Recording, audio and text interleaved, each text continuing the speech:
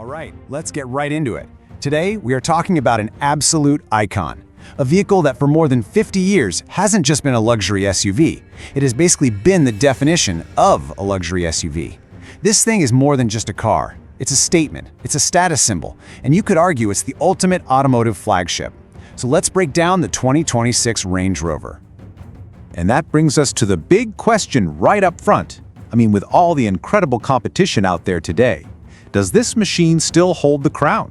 Is it really the magnificent, grand, luxury SUV it's always been? Well, that's exactly what we're here to find out.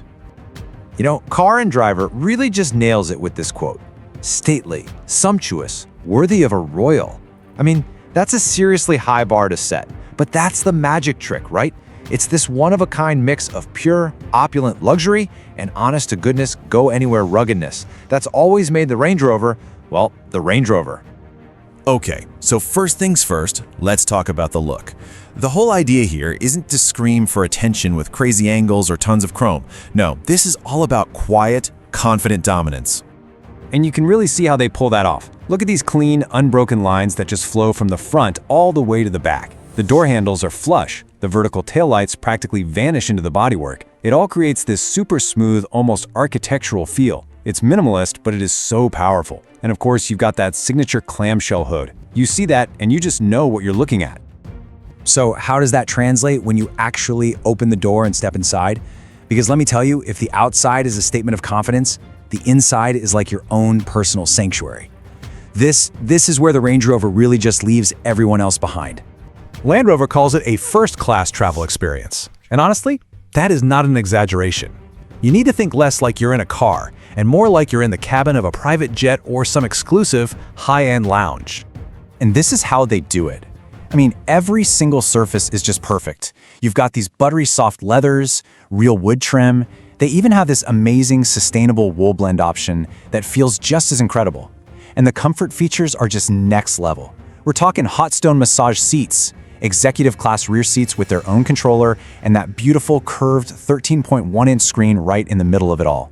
This whole cabin is just designed to make you feel completely relaxed, no matter where you're going. But, of course, all that luxury doesn't mean a thing if the drive isn't right. And this is where you get to see the Range Rover's two different personalities. It's perfectly serene on the road, but it is absolutely unstoppable when the pavement ends.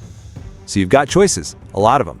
From a silky smooth inline-six with mild hybrid tech all the way up to a 606 horsepower V8 monster in the SV model. But here's the key, no matter which engine you get, the focus is always on smooth, refined power. It's not about being loud and aggressive. The power is just there whenever you need it, and it never ever disrupts the calm inside. Okay, so the big question is, with all this weight and all this luxury, is it actually fast? Let's take a look at the numbers. So with the V8, the Range Rover gets to 60 miles an hour in just 4.3 seconds. Now let's be clear, for a vehicle this big, that is seriously quick. But is it the absolute fastest? No. A rival like the BMW X7 M60i will beat it by about half a second.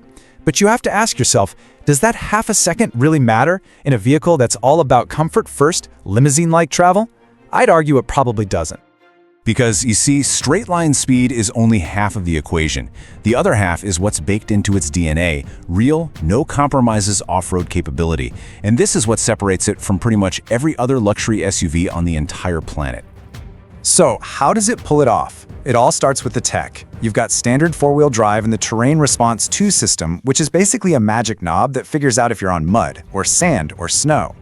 The air suspension can literally lift the entire vehicle up for more clearance, and the all-wheel steering makes this giant thing feel surprisingly nimble. It can tow 8,200 pounds and drive through water that would stop its rivals cold. This thing is just as happy pulling up to a 5-star hotel as it is climbing up a mountain. So let's bring it all home. What's the final verdict?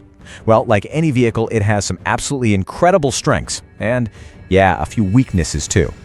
The highs are pretty obvious, right?